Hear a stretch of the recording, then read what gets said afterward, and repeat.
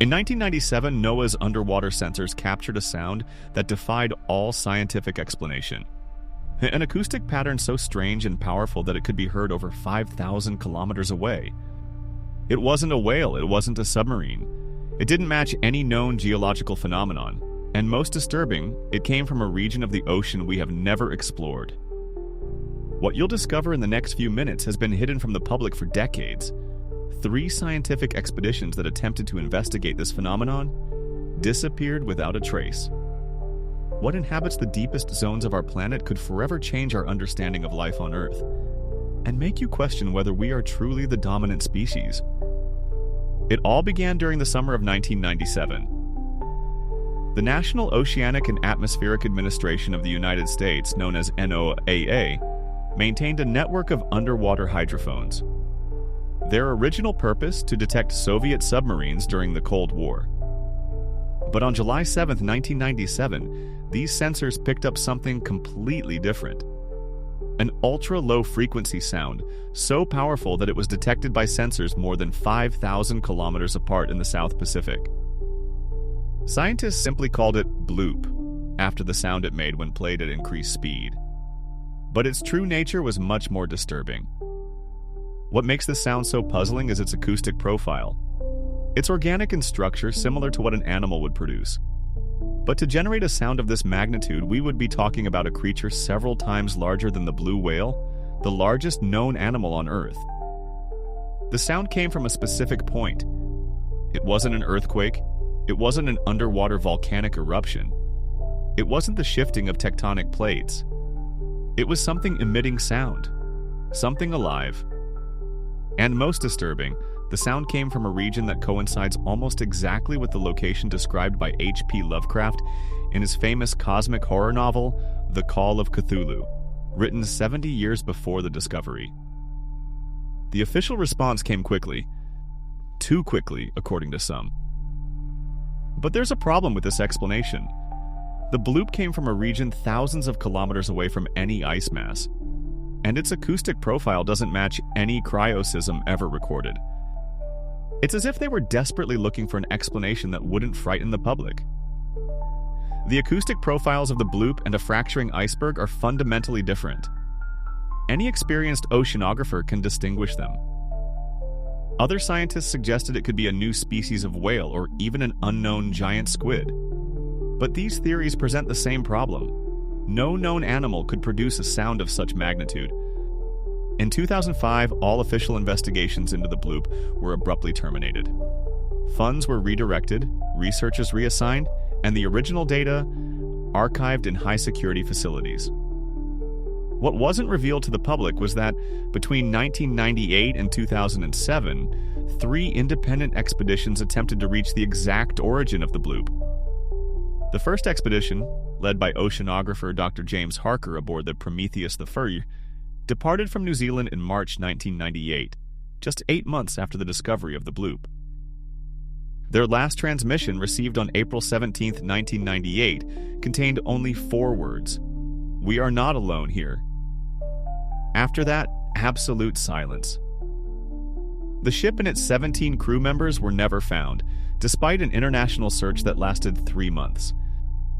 In 2002, billionaire explorer Richard Dawson funded a second expedition aboard the Deep Explorer, a ship equipped with the most advanced submarine technology of the time, including a submarine capable of descending to the deepest ocean trenches.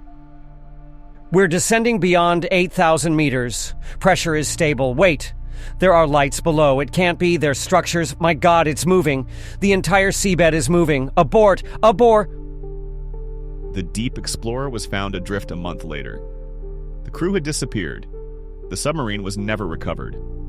The video recordings were erased and the hard drives of the onboard computers physically destroyed. The third and final known expedition was secretly organized by a consortium of universities in 2007. Dr. Sophia Chen, a renowned marine biologist, led an international team aboard the Oceanic venture. Unlike previous expeditions, a partially destroyed diary was recovered. The last entry, dated June 3, 2007, read, "We have confirmed that it is not a creature, at least not in the conventional sense. It's a biomass, a colony of interconnected organisms that form a larger entity. But there's more. There are patterns, structures that couldn't have formed naturally. It's as if something had been sleeping here for millions of years, and I fear our probes are waking it up.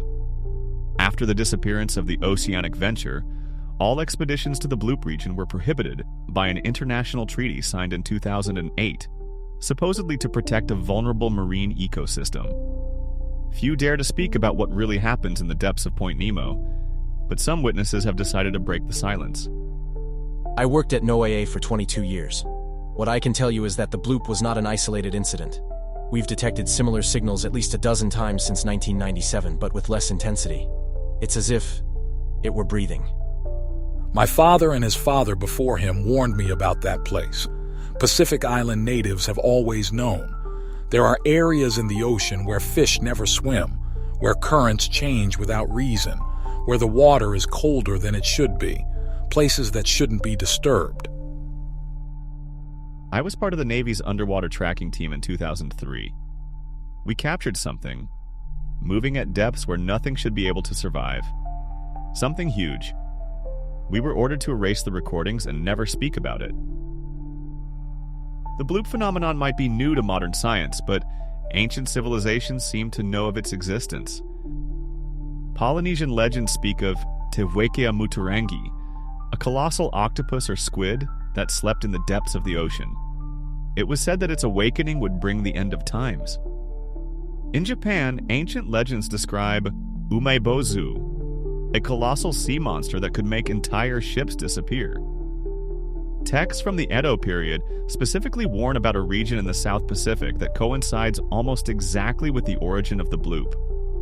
Even ancient European cartographers marked this region with warnings. An unlikely coincidence, or ancestral knowledge we have forgotten. According to research fragments that have escaped censorship, the most plausible theory is that the Bloop was emitted by what scientists call a superorganism. A superorganism is a colony of individual organisms that act as a single entity. Ants form a superorganism, corals form a superorganism. But what might be latent in the depths of the Pacific would be a superorganism of unprecedented scale. Our oceans are the primordial soup where life on Earth began. They have existed for billions of years longer than dry land.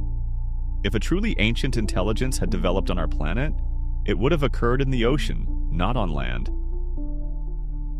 The largest known living organism today is a honey fungus in Oregon, covering more than 10 square kilometers underground.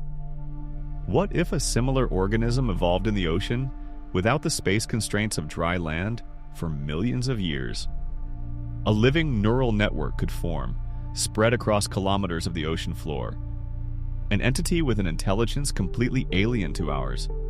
Neither mammal nor reptile, not even vertebrate. Something truly other.